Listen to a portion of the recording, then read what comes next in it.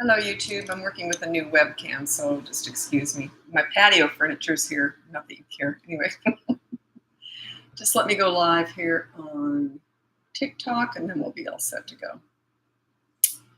Okay. Yeah, that's good. Okay.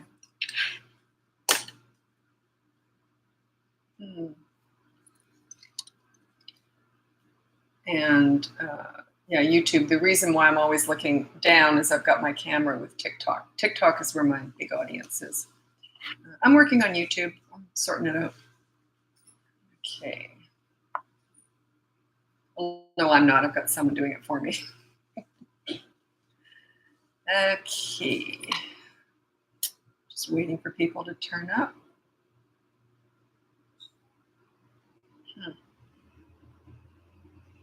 Hello, Sam. Dustin Wallings, 5, Jane. Sorry. Anyway, while we're waiting for people to turn up, I'd love to know the age of your kids. How old are your children? Mine are 33 and 28, and I got a grandchild on the way. So, blank. Someone's name is blank. I like that. Another one is just dot, and it's just a dot. And I've got another one, a regular is I am. I like some of these handles. Twin 22-month-old boys. Are they busy boys? Or my son was quite laid back. He wasn't a super busy kid. So are they busy, or are they a handful, or calm? Some toddlers are calm. Okay. So how old are your kids? A handful, yeah. Most toddlers are. Okay, so how old are your children? So I'm asking when. I'm always interested. I would say most people who are on TikTok here, most of my followers have younger children. In coaching, it's a lot of older kids. I specialize in teenagers too, so I get all ages in coaching, but more older. Because that's when they're little, it's frustrating, but as they get older, you realize, hey, wait a minute, I need some help here, because the problems get bigger. So when they get older. Okay. It's funny, I'm only showing I've got 16 people here. Would that be about right? Maybe. I usually wait till I get about 100, but we'll just get going now anyway, because it looks like more people are turning up. Okay.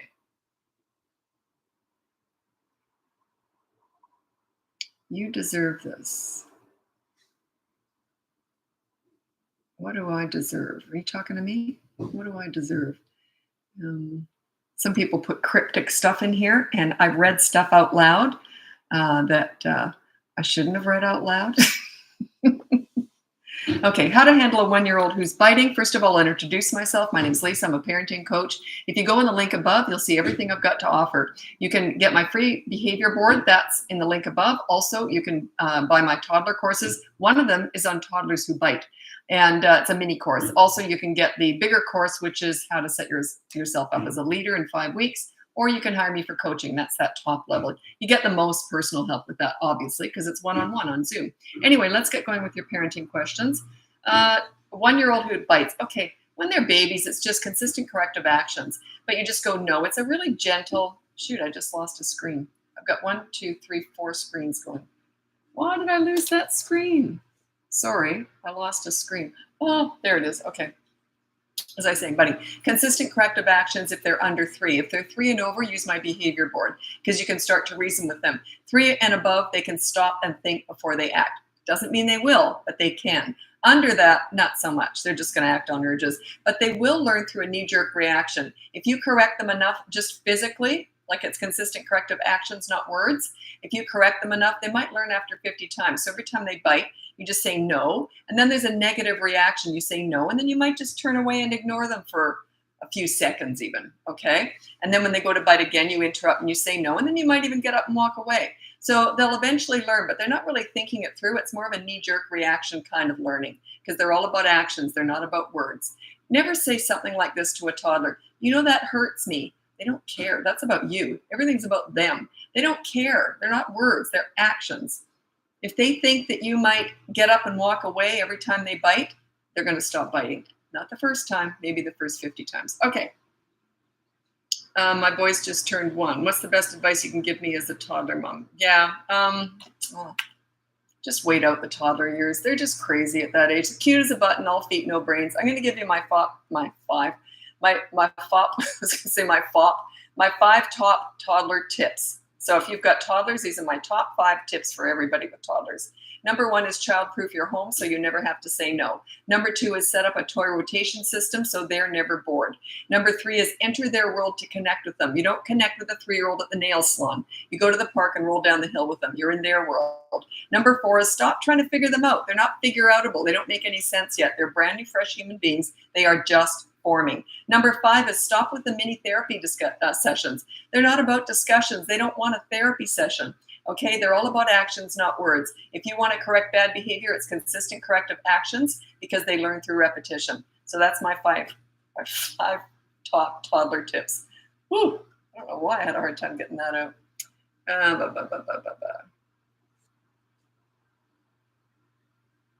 How do I get my toddler to transition TV shows? I want more educational viewing. You're in total control on what they watch, so just control what they watch. I don't know what you mean by that. I mean, they've got the remote. I wouldn't let a toddler have a remote, so I don't know what you mean. Like, who's in charge of that? It would be you, I would assume. So just put on educational stuff.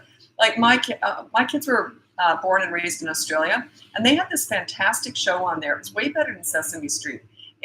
Sesame Street just became all about Elmo. It was okay, but it was more geared towards babies and less education. And it was just Elmo talking all the time. I got to admit, that voice got on my nerves. Anyway, but what they had in Australia was the show I think it was called Play School.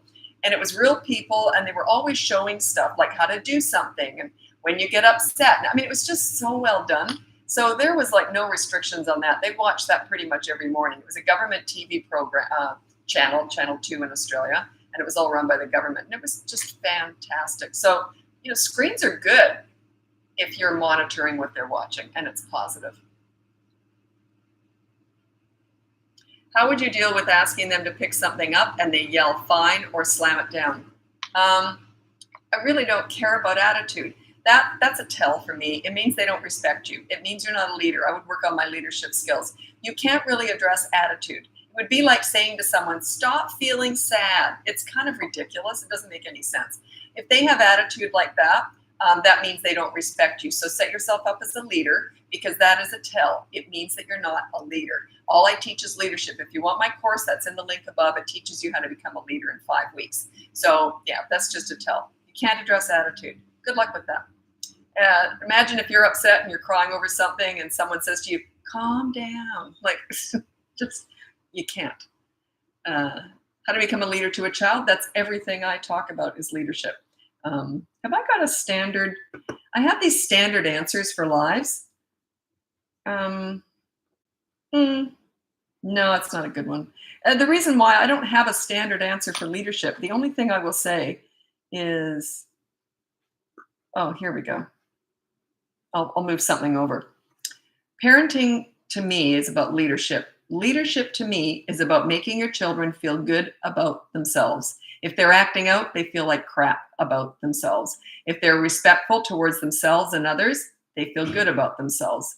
You don't want obedient little soldiers. You want them to have a voice, an opinion, but you want them to learn respect. You teach them respect by giving it to them. My behavior board explains that in great detail, how you give respect to get it, because you're accountable too. Your whole goal with your children is to make them feel good about themselves. That's it. That's it. And if you're the source of that, they want to please you. That's where the leadership comes in. Yeah, their self-esteem is everything. How to strengthen relationship with my 7-year-old daughter. Whew. Okay. Well, this is what I do. Let's say it's a coaching session. This is what I say. Oh, I'm not close to my 7-year-old daughter. We just fight all the time, or we never have any fun together. Watch her. What does she like doing? Now, it's not always what they are good at.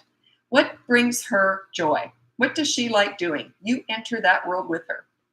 If she likes coloring, get another coloring book and color beside her. If she likes singing, get a karaoke machine and sing with her. Watch what she enjoys. What brings her joy? It's not always what they're good at. They might be lousy at it. I personally love singing.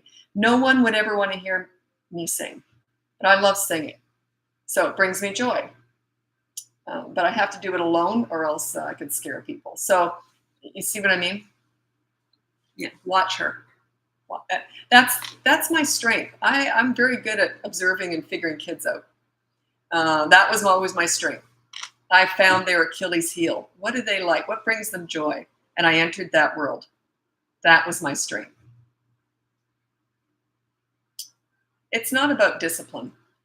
Discipline is a tiny, tiny, tiny part of all this. Leadership is about making them feel good about themselves, connecting with them, listening to them.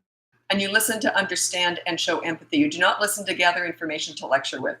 You can, but good luck with that. That's going to backfire big time in the teen years. They're not going to tell you anything. Okay.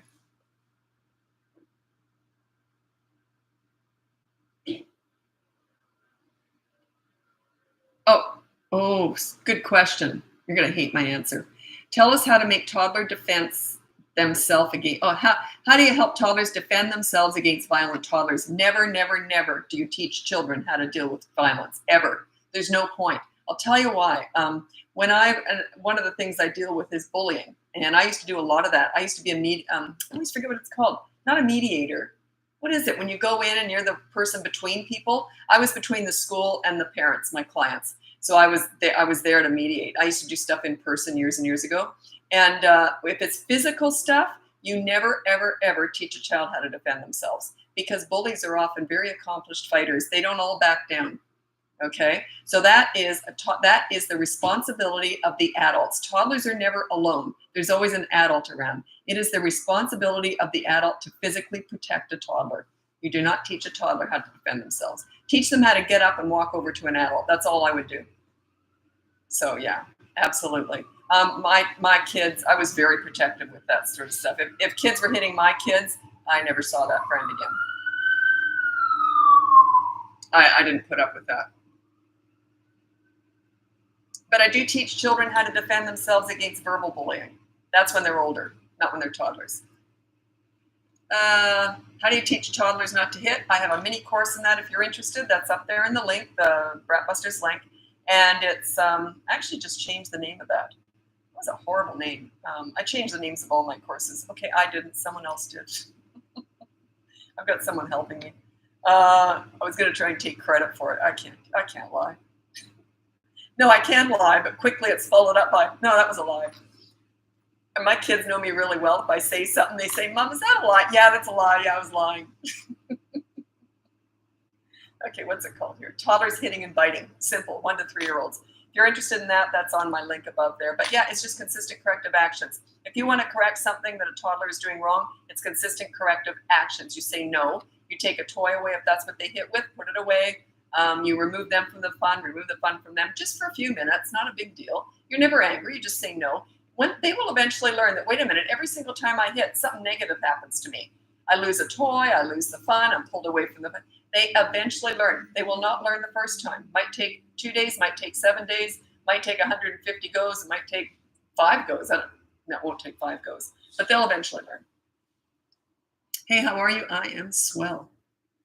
Okay. Okay, if it's a family member hurting your child, say, you know what? I don't know what to do here. My kid's getting physically hurt. What do you suggest we do? Put it like that. What do you suggest we do? Yeah, it's just tricky. I would still put my kids' welfare first, though. I wouldn't worry about hurting. If someone's kid was hurting my kid, I'm very protective of physical violence. I wouldn't put up with it. 9 and 6-year-old siblings constantly fighting, how to stop. Okay, I have so many different methods, but my TikTok method is this. So if you've got kids fighting, you say, okay, break it up. I'll tell you, I don't like the fighting, whatever. You say, you come with me. Start with the older one. You come with me for 15 minutes, whatever. And they can just sit in the kitchen while you're doing the dishes. And you're just chatting about anything but the fight. You never talk about the fight. Never discuss the bad stuff.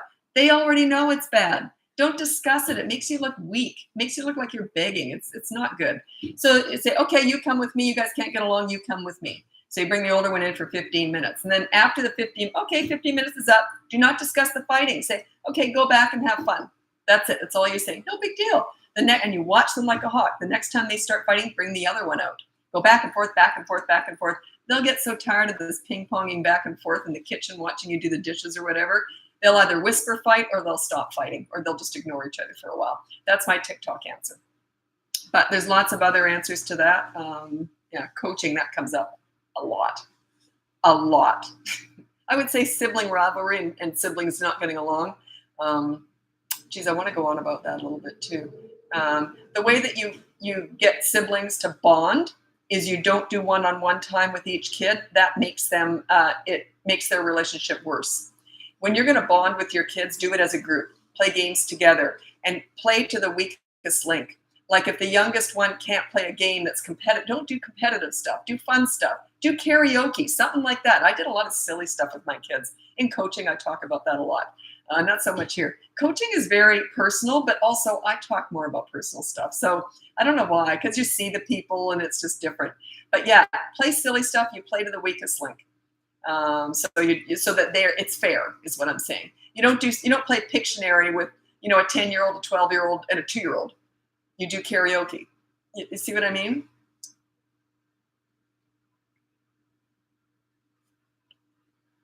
How can I help my kid with tantrums when we go out? Well, it's the same as when you're home. You always have to be the exact same parent no matter where you are. I was 100% predictable. My kids knew exactly what I was going to do every single time, no matter where we were. Made no difference whatsoever. I'm going to tell you the story, the mall story with my son. He was 3 years old, and it was his second to last tantrum with me. He had a few more with his dad. His dad was more the pleaser. I was the leader. There's usually one leader and one pleaser. There's never an authority parent and a leader.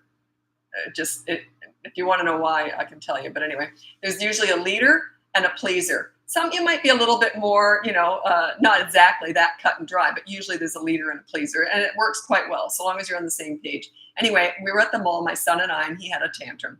And it was a very loud, busy mall. So if it was a restaurant or church or somewhere, not that we went to church, but you know what I mean, somewhere where the tantrum would have disrupted people, I would have carted him out to the parking lot or put him in the car. Then I would do this. So what I did was he started having a tantrum. I pulled him off to the side. I got out my nail file. I started filing my nails. I'm completely ignoring him. And he's screaming, right? So, and I'm doing my nails. And the funny part is that these young moms kept coming up to me saying, oh, you should give him a hug. Talk about his feelings. That's when all this crap pleaser parent stuff was starting to come in. God, that's my nemesis. I have to fix all that damage in coaching. Anyway, oh, you should discuss his feelings. That poor little boy. Oh, God, keep moving. They were just new parents. They didn't know what they were talking about. Anyway, the grandparents and the parents with older kids kept coming up to me. Good on you. You know what you're doing. I'm like, yeah, I know what I'm doing. Anyway, so we had that tantrum. It didn't last long because he knew me. He knew I'm never going to reward the crazy. Any attention is reward. So I completely ignore the crazy and I reward the calm, or I stop ignoring as soon as they're calm. So, pardon me. So he finished having the tantrum and I said, oh, you all done? Okay, let's go. I never discuss it. You never discuss tantrums before, during, or after. Why would you? What is the point? Geez, that stuff bothers me. All this discussions, all these therapy sessions, those were invented for the mom. They feed the mom's needs. Has nothing to do with the kids. Nothing. If you're interested in the swing story, that's an even better example of that. Anyway, that tantrum did not last very long because he had already learned mom's not going to put up with that garbage. And it's going to get no attention whatsoever. And then we just went off and did our own thing. No big deal. Okay, advice for a 13-year-old boy. Teenagers are my favorite age. With ADD, ODD. ODD is not a thing, by the way. ADHD is certainly a thing.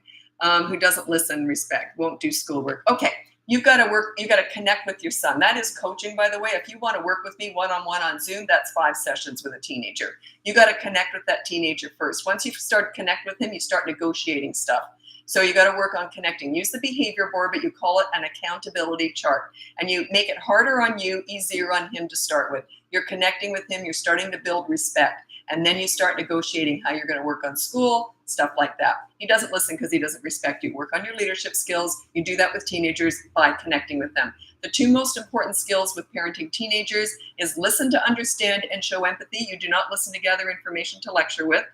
When you get good at just listening, because they already know your advice anyway, they don't want to ask. If they want to know, they're going to ask. They already know it anyway. So listen to understand and then negotiate pretty much everything. Okay? So anyway, if you want my help, that teenage stuff's one-on-one coaching. Okay. Thank you. I'll give it a go. I have no idea what you're talking about. I have no memory of what I talk about in here. Like, it's really hard for me to remember because I'm on here every day and I talk. It's the same stuff every day, right? So sorry. You're very welcome, but I don't know what you're talking about. Could have been the tantrum, maybe. Or what if they do something unsanitary during their tantrum, like put their mouth on the floor? That's in the lines of when they get physical. So if they hurt themselves, hurt someone else, or they damage property. Hurting themselves is the unsanitary stuff, right? You physically restrain them, or you hold them, or you hold, if they're older, you hold them here and down there, your hip to their shoulders, and then you're both facing forward. It's harder for them to bite, headbutt, and kick you in that position. You're still not looking at them or talking to them. You're just holding them to prevent them from doing those things that you don't want. You're still ignoring the tantrum, but you're just preventing stuff that you don't want them to do during the tantrum.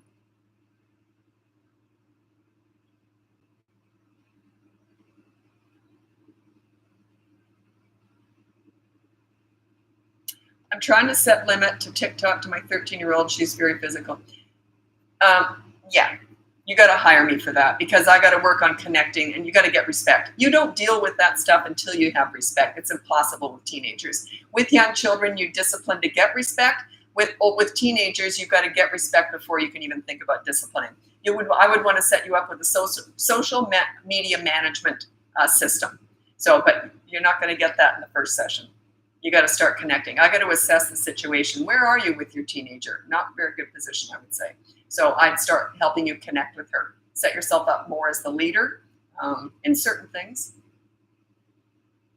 Social media for sure. I could tell you a lot of stories about young girls, especially who get in trouble online.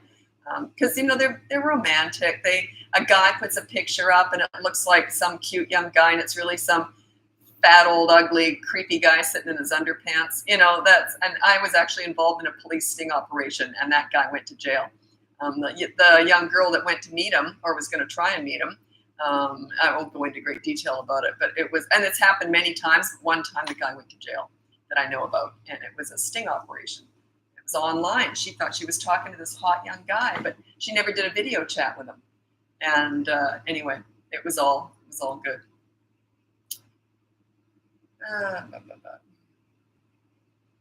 Oh, toddlers who scream? Yeah, that's fine. Just ignore it.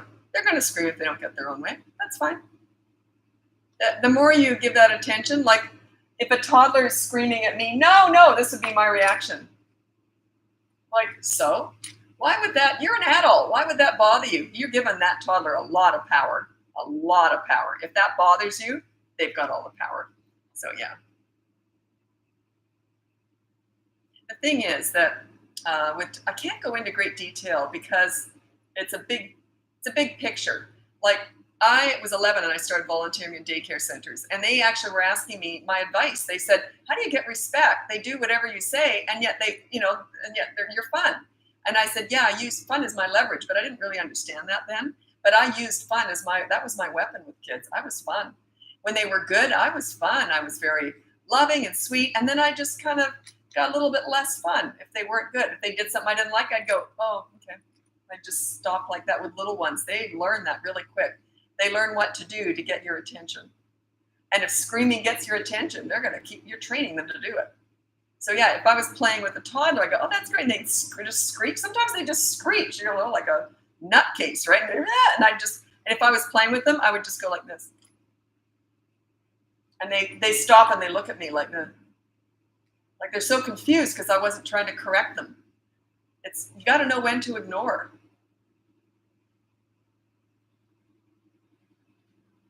Yeah, typical. The child I nanny, her mom is very pro talk about the feelings and the child is becoming so bad. Yeah, I correct that damage all the time. That's that trendy style, the pleaser parent style that's out there right now. Discuss all their feelings. That was invented to feed the mom's needs. It has nothing to do with the kids. It's actually wrecking them. Doesn't mean you're ignoring their feelings. If you've watched me at all, you know I do not ignore kids' feelings. But yeah, it's these therapy sessions. They were invented to make the mom feel good. That's why they're so popular, because they're feeding the mom's needs, not the kids. So yeah, I have to fix that every single day in coaching. I'm fixing that stuff. It's just garbage. If you're going to take parenting advice from someone, you look for these 2 criteria. There's no way I would take parenting advice from someone without these 2 criteria. They have to have finished raising their own kids. If you haven't lived with teenagers, how could you teach parenting? I don't understand that. Because that's the PhD in parenting, is the teen years. So if you don't sail through that, I wouldn't listen to you. Okay. So they have to finish the job with their own kids. Also, they have to have had experience with hundreds of other kids with everything you could think of. I've dealt with kids who were disabled, abused, abusive, violent, everything. ADHD, WXYZ, autism, disabled. Yeah, you have to have that wealth of experience to really talk about parenting, because it is different from anything else. Huge portion of my clients are teachers, principals, school counselors, child psychologists, because they identify, and they're learners too. That's why there's so many of them hire me, because they're learners. They want to learn, right? And they identify it is experience-based, because parenting is like nothing else. It's personal. Your children are an extension of you. So nothing else is like that. And I couldn't teach. I couldn't do it in a million years. That's an institution. Not everything crosses over. Some of it does, some of it doesn't. But anyway, why did I go on that binge about that? I don't know. Sometimes I just yabber on. Yeah, I work in school in order to avoid meltdowns. We use visual timers. They can work really well. I use a lot of timers, and I recommend timers all the time, especially those ones with the colors, with little ones, when they can see the red disappearing. We're going to be leaving the house. As soon as all that red is gone, they can see it. It's visual. School is very unique too, and I've spent hundreds of hours in school supporting teachers, just helping with the difficult kids. So I see what teachers do, and the more time I spent watching teachers do everything right, and a lot of them did a lot of things wrong, I still thought, wow, what a hard job. Like, I thought, I would never want to do it. What a hard job. I just have so much respect for teachers. Okay. How can you get a 4-year-old to behave in school? He's in pre-K. Well, that's a bit of a tell for me. Yeah. What are they like at home?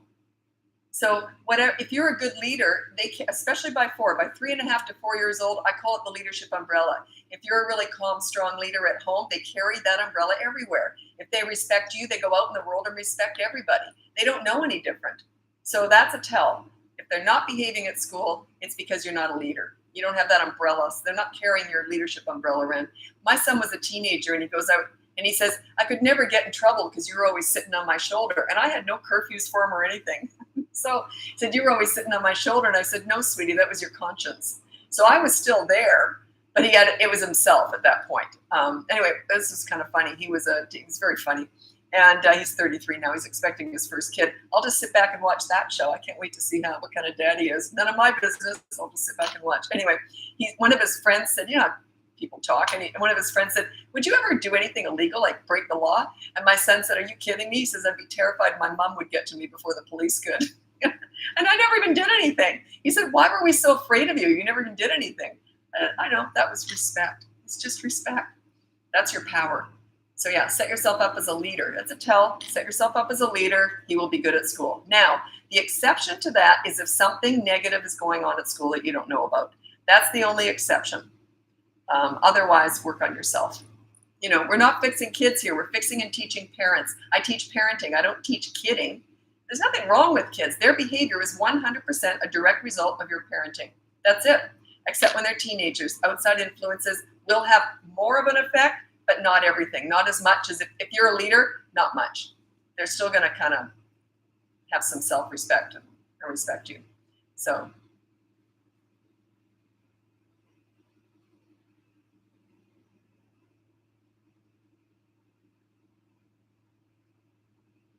Well, I don't know who you're asking about. My son is 3 years old and doesn't listen to me. When I have to do a simple task, he will tell and go to mom. So who are you? Are you the dad? But it says Aubrey, so I don't quite understand what you mean by that. Thank you for always being on here. I'm not always on here. Sometimes I actually sleep and go to the bathroom and all that, but I'm on here a lot. I'm on here pretty much every day. This is like meditation to me. I find this extremely relaxing. I know I get excited because I'm so passionate about this, but when you're talking about something you're so passionate and confident about, it's relaxing. Yeah, my grandchild, it's a granddaughter. And I'm a sewer, so I'm going to be making a bunch of dresses. And the other grandmother likes to knit. So I said, you do the yarn, I'll do the fabric. I made all my kids' clothes and my clothes back in the day too. And then they were teenagers. They didn't want mom's clothes anymore. Oh, I'm going to tell you a really cute story. My son was 5 years old in grade 1, and my kids were born and raised in Australia. And school, they always learn swimming in school. It's mandatory in Australia. So they always are bused to a school or to a pool, or we were lucky. We had one right across their school, where their school was, right across the street. Anyway, so I thought, well, I'm not going to send him to school to change in front of the other kids with mom's homemade underpants. They were cute, but they were still homemade, right? So I thought, I'm going to buy him some special bought underpants. He never had bought underpants because I made all his clothes. So they were dinosaurs, and I put them on his bed. And when he came home after school, because he'd never had bought underpants before, and he looked at them and he goes, oh, and I thought it was because they were dinosaurs. And he goes, oh, they've got a tag. He'd never had clothes with a tag before. Anyway, the funny part is he hated the tag. I had to not just cut it out, because that would even be worse. It makes the edge of the fabric, even stiffer. So I had to pick out the whole waistband, sew it back up without the tag in it. It's got a tag. He was more excited about the tag than the dinosaurs. Isn't that adorable? Isn't that precious? Aubrey is a man's name. Oh, I didn't know that. Oh, I didn't know Drake was a man and woman's name. But I thought it could have been like a lesbian couple, right? Because some of my clients are, same-sex parents. But then your ma or your whatever, they'd say, oh, I'm mama, that's mom. So I didn't know. I was just asking. If they're going to the other one, that just means the other one is the leader. That's all it is. Work on your leadership skills. They could also be the authority, but they're not they could be the pleaser too if they think they're going to get away with stuff with that one. So I don't know. Actually, it could be a lot of different reasons. You'd have to hire me to figure out why they're going to the other parent. I don't know. Could be a few different reasons. The children often respect the authority. They never respect the pleaser parent. Never. That's really trendy right now, that whole pleaser style of parenting. It's going to fly out the window soon because it has to. I've been waiting for 30 years for it to disappear. It's still hanging in because it's feeding the mom. It's feeding the mom's needs, not the kids. So that's the frustrating part. It only feeds the mom's needs for a short time, and then it backfires. And then they hire me and we have to fix it all. But anyway, that pleaser parent, you're raising self-entitled snowflakes with mental health issues. That's why mental health is it's just horrible. Oh, shoot. Something just happened. Sorry, just a sec. Oh. Never mind. It's okay. It's not an emergency. Shoot. I have to write it down. I just got a message. Just a sec.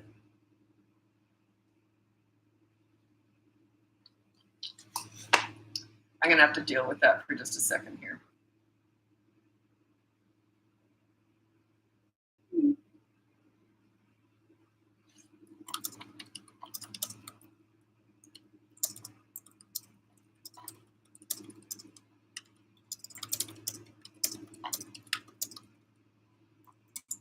Oh, shoot. Okay. Sorry about that. Something just popped up, and someone's working on something for me, and I had to get an answer right away. Anyway, okay, back to the live. I'm going to have to go soon, though. I'm going to have to deal with that. Okay. My son just turned 4, and he has autism. Any advice for no? I don't have no advice on here. That's coaching. That's a specialty. They're all different. They're unique, and it's not just one. So it's not just one session. It would be at least 3 sessions, and it could just be 3. What we do is I have to assess the situation, what is working, what isn't. I have to come up with creative ideas that would suit your specific needs. We throw mud on the wall, and then the next week we see what's stuck. Does that make sense? Autistic children, they have their own unique wants and needs, and I have to figure those out. They're all different. Anyway, I really have to go. I've got to deal with something. Anyway, thanks so much for watching, and I'll be back. My regularly scheduled lives are in the bio up there, and go to my link. I have everything up there that I have to offer is in there: courses, coaching, and the free behavior board. Take care. Have a good day.